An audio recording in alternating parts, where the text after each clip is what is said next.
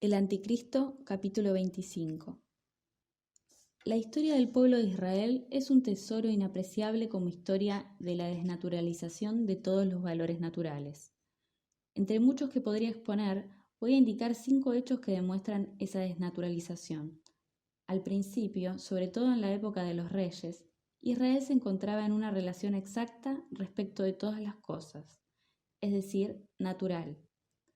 Su Yahvé era la expresión del sentimiento de la potencia, de la satisfacción de sí mismo, de la esperanza de sí. Los israelitas esperaban de él que los conduciría a la victoria y la salvación. De él esperaban con confianza que la naturaleza diese lo que deseaba el pueblo, sobre todo la lluvia. Yahvé es el Dios de Israel, por tanto, el Dios de la justicia. Es la lógica de todo pueblo que impera y tiene tranquila la conciencia. En la solemnidad del culto se expresan estos dos aspectos de la afirmación de un pueblo. Está agradecido por los grandes destinos que le han elevado a la más alta cumbre del poderío, y está agradecido también por la regularidad en la sucesión de las estaciones y por las ventajas que obtiene en la ganadería y en la agricultura. Este estado de cosas duró mucho tiempo en forma de ideal, aún después que acabaron con él la anarquía y los asirios, porque el pueblo conservó como su más elevada aspiración aquella imagen de un rey, buen soldado y juez severo, visión propagada principalmente por Isaías, profeta típico, crítico y satírico del momento en que vivió. Sin embargo, todas estas esperanzas quedaron defraudadas. El Dios antiguo, todopoderoso, que era, trócose en impotente. Ya no podía hacer todo lo que sus creyentes le exigían. El pueblo habría debido abandonarle. ¿Qué sucedió? Que se transformó y se desnaturalizó la noción de Dios, y de este modo fue posible conservarla. Yahvé, el Dios de la justicia, no se identifica ya con Israel, no es ya la expresión del sentimiento y de la dignidad nacional, no es más que un Dios condicional. Conviértase su concepto en un instrumento en manos de agitadores sacerdotales, que interpretan toda dicha como una recompensa, toda desgracia como un castigo de la desobediencia a Dios, como un pecado, y viene a parar en esta manera, la más mentirosa de todas, de interpretar una supuesta ley moral, trastornando de una vez para siempre los conceptos naturales de causa y efecto. Cuando se destierra del mundo la causalidad natural por medio de la recompensa y el castigo, hace falta una causalidad contra naturaleza, que trae consigo todo lo que es contrario a la naturaleza, un Dios que exige, en vez de un Dios consejero que sea la expresión de toda la inspiración feliz del valor y de la confianza en sí mismo. La moral no es ya la expresión de las condiciones de vida y de desarrollo de un pueblo, no es ya su instinto primordial de vida, sino una cosa inmaterial, contraria a la vida. Es esa moral de perversión sistemática de la imaginación, que hace mal de ojo a todas las cosas.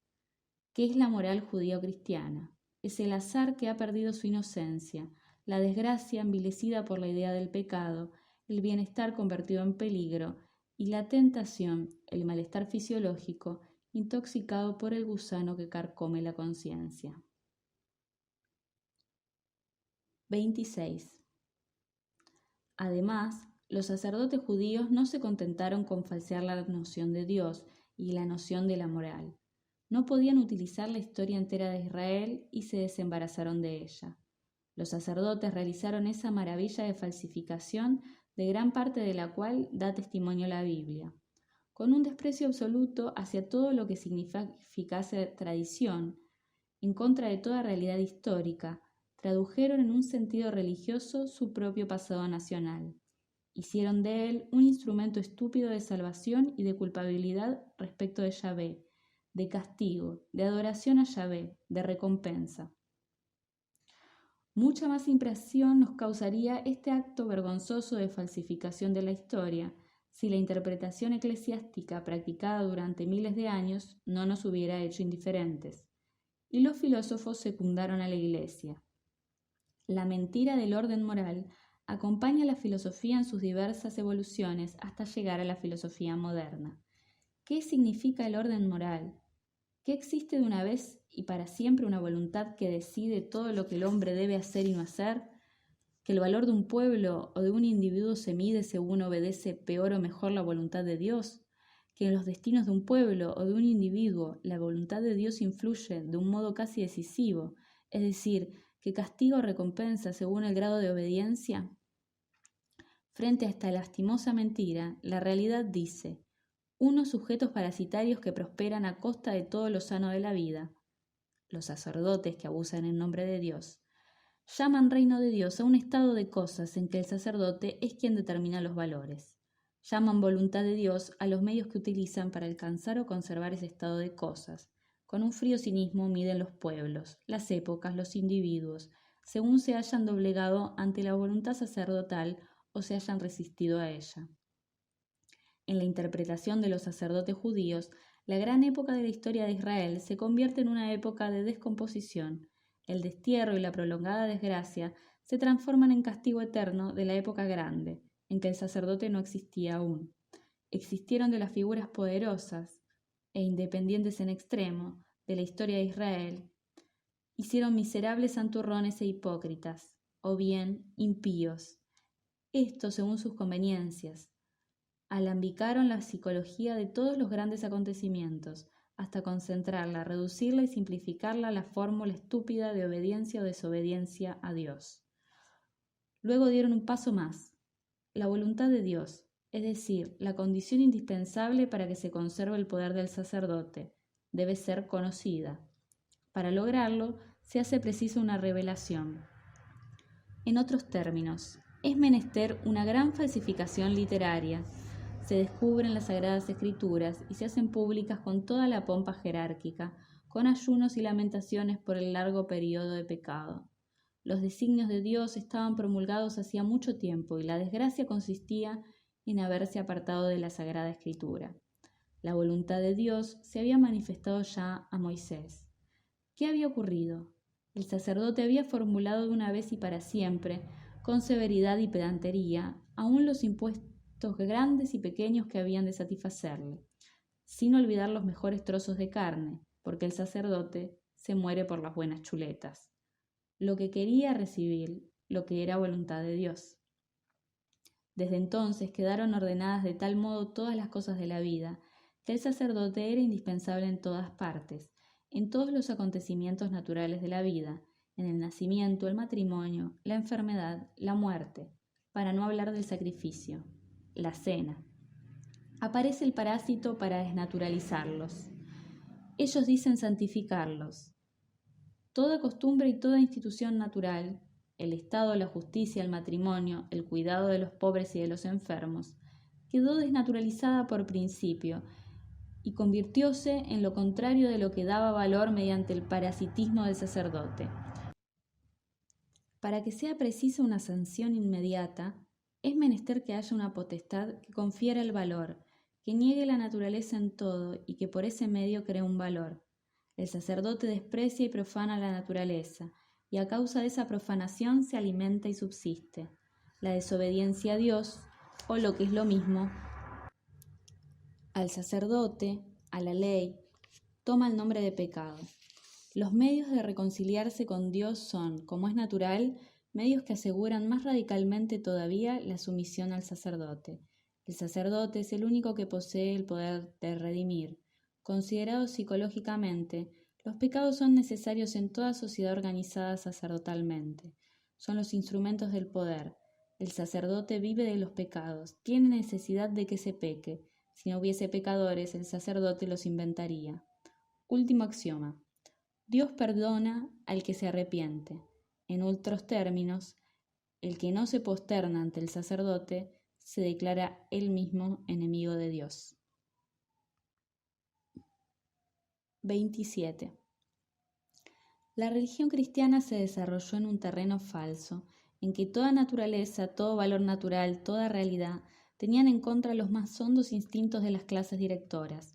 Esa forma de hostilidad a la realidad, de enemistad a muerte, no ha sido superada hasta ahora. El pueblo elegido, el predilecto del Creador, que no tenía para las cosas más que valores de sacerdote y palabras de sacerdote, y que apartó de sí con implacable lógica, a título de impío, mundo, pecado, todo lo que quedaba de poder en la tierra. Aquel pueblo, guiado por sus instintos, creó la última fórmula, consecuente hasta llegar a la negación de sí mismo.